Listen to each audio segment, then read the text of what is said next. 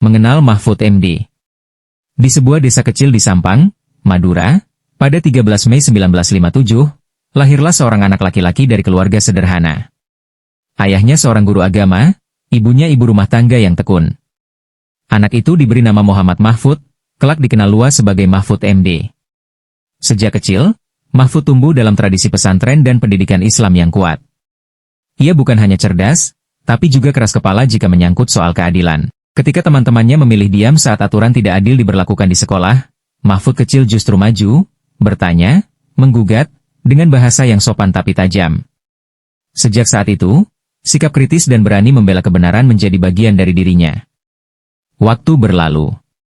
Mahfud menempuh pendidikan tinggi di Yogyakarta, di Universitas Islam Indonesia, UII, lalu melanjutkan ke Universitas Gadjah Mada untuk studi pascasarjana.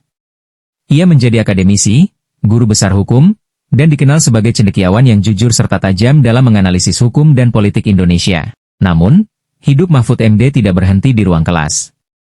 Ia masuk ke dunia politik, jalan yang penuh jebakan, kompromi, dan kadang memaksa orang melupakan nilai. Tapi Mahfud berbeda. Ia menolak dibungkam.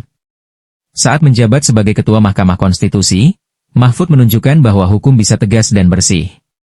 Ia mencoret keputusan-keputusan yang tak berpihak pada rakyat, meski tekanan datang dari mana-mana.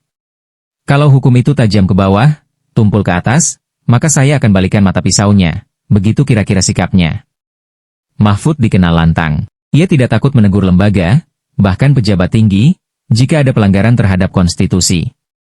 Di tengah ketidakpastian hukum dan praktik korupsi yang merajalela, suara Mahfud bagai alarm yang membangunkan bangsa.